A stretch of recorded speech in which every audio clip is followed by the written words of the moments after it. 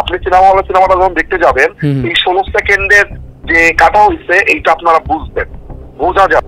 তারপরেও যে সবাই যে একটা আলাদা এক্সপেকটেশন নিয়ে রেখেছে যে সাকিব খানকে একটা ভায়োলেন্স ফর্মে দেখবো, এটার তো কোনো কিছুতে ছাড় হবে না। তাহলে বরবাদ নিয়ে সোশ্যাল মিডিয়া জুড়ে যে একটা কনফিউশন তৈরি হয়েছে সেটা কি দূর করতে পারলেও পরিচালক? কথা হয় স্টার গল্প টিমের সঙ্গে এবং তিনি কি বললেন সেটা তো জানাচ্ছি, বাট তার আগে বলি সবাই ইতিমধ্যেই জানে যে বরবাদের সেন্সর নিয়ে কি ঝামেলা হয়ে গেছে এবং অবশেষে বরবাদ টিম কিন্তু সেন্সর পত্র পেয়ে যান। তবে এখানে একটা কনফিউশন তৈরি হয়। সেটা কি, শুরুর দিকে একটা ইনফরমেশন উঠেছিল যে বরবাদের 10 মিনিটের একটা অংশ কাট করে ফেলা হচ্ছে এবং এটা নিয়ে অনেক ভক্তরাই আপসেট ছিল যে একটা ভায়োলেন্স আলা সিনেমা যদি 10 মিনিটের অংশ কাট দেওয়া হয় তাহলে সেখানে মজার কি থাকে। এবং এরপর গতকাল যেটা জানা যায় সেটা হচ্ছে ডিরেক্টর এবং প্রডিউসার সেন্সর বোর্ডের অফিসে যান এবং সেখানে গিয়ে যে ডিসিশনটা আসে সেটা হচ্ছে 16 সেকেন্ডের অংশ কাটা হয় এবং এরপর ডিউরেশন আসে 2 ঘন্টা 19 মিনিটের। কিন্তু এটার পর সোশ্যাল মিডিয়া গ্রুপ জুড়ে কিছু এমন ইনফরমেশন আসে যে যেটাকে ঘিরে আবার তৈরি হয় কনফিউশন। যেমন কেউ বলছিল এটা কি হলো, এটা তো কোনো সমাধান হলো না, সেই তো ডিরেক্টর হার মেনে নিল।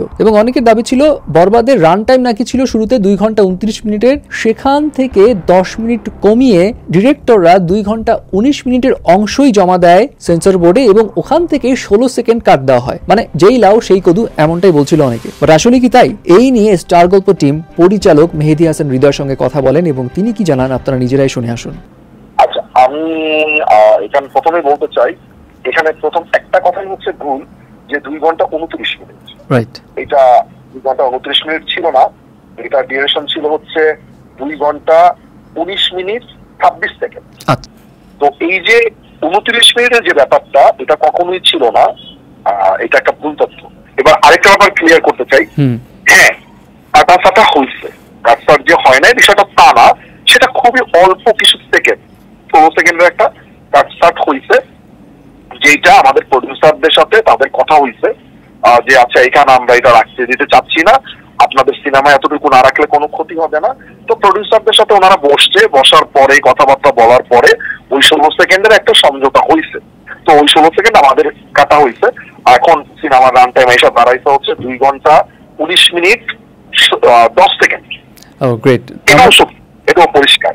এবার আরেকটা জিনিস আমি পরিষ্কার করতে চাই, আপনি সিনেমাটা যখন দেখতে যাবেন, এই 16 সেকেন্ডের যে কাটা হয়েছে এইটা আপনারা বুঝবেন, বোঝা যাবে, এটাও সত্যি।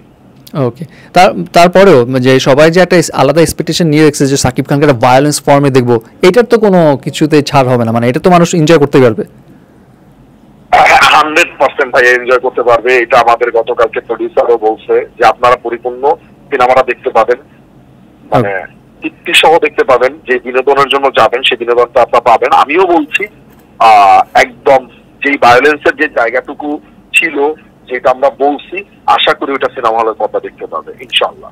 তো সবকিছু মিলিয়ে বুঝাই গেল যে আসলেই বরবাদের যে কোর ফিলিংসটা থাকবে ভায়োলেন্সের এবং দর্শকরা যে এক্সপেকটেশন নিয়ে মুভি দেখতে যাবে সেটা ঠিকঠাক মতোই পাবে হোপফুলি।